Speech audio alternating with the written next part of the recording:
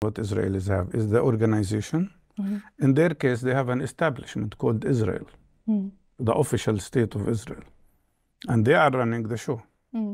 In our case, the Palestinian official establishment is not doing anything, unfortunately. And during this war, for 4 months of the war, we didn't see, there is no media structure. So we have to rely on ourselves, on civil society, and on the people, on the grassroots. But to achieve better level of what we do, we need better organization. And that's what we are trying to work on. And of course, we lack resources. They have huge resources in comparison with our case, where much of what is done by individuals and in their own time and by their own efforts, which is great because it's a grassroots popular movement in a way. But it's not enough. Let's go back to explaining Palestine to those who don't really understand what it means. I mean, a lot of people, even those who are really moved by human rights and who are advocates for it, we will never know apartheid, what it means, until you live it, until you've been there, until you've seen it with your own eyes. You have your own specific experience. You were born in Jerusalem. It's your hometown. You worked there for 15 years as a doctor. And now you are banned from entering Jerusalem, from living in it, from working in it. How do they do that? Like, how do they impose these limitations of movement, of living in your hometown, on meeting your family? What Israel tried to do after Oslo Agreement is to present the situation as if there is a Palestinian government, and that the occupation is not there. That's not true. Of course, we are under Israeli military occupation all the time, especially now after the 7th of October. Even these little spots which were under the Palestinian Authority are gone. The army is everywhere. Israel created a system of dividing the West Bank, and of course before that Gaza, into clusters of ghettos. We have 654 military checkpoints, and these checkpoints prevent people from moving from one area to another. They can be closed, they can be open, according to their wishes. For instance, now after the 7th of October, most of these 654 checkpoints are closed. In the case of Jerusalem, it is surrounded by gates and a wall.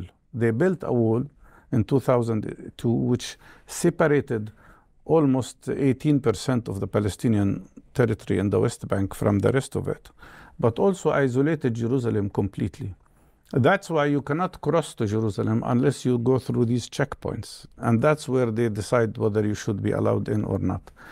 95% of Palestinians are not allowed now to go to Jerusalem.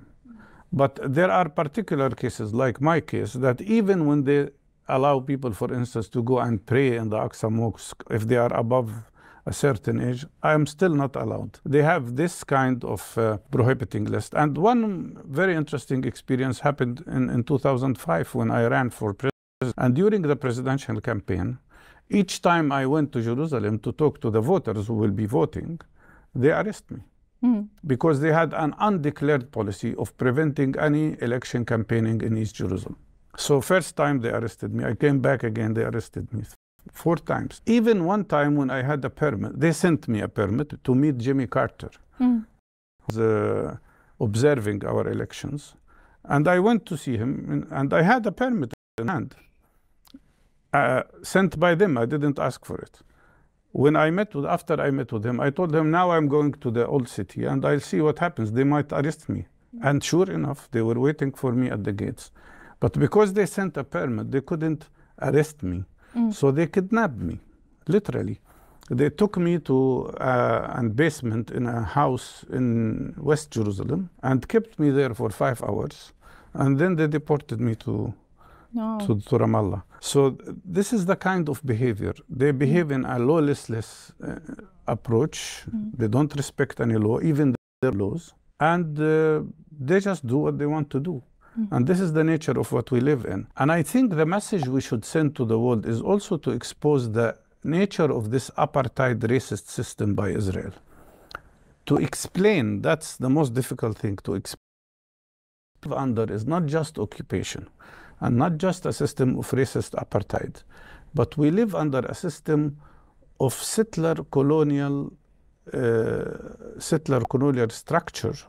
Need to get aid into Palestine. I know how we can do it.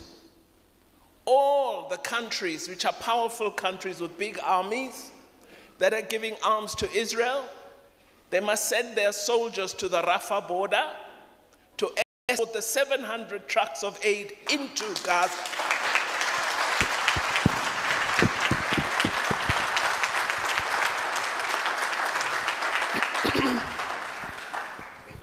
That matter is on the BBC now, and they probably think I'm a mad woman, but I'll keep saying it. The lady said to me, Minister, surely you can't expect that to happen. So I said, if the world has a conscience, that's what must happen. It must be them who ensure we don't have dead skeletons on the street of Gaza because people are starving. And she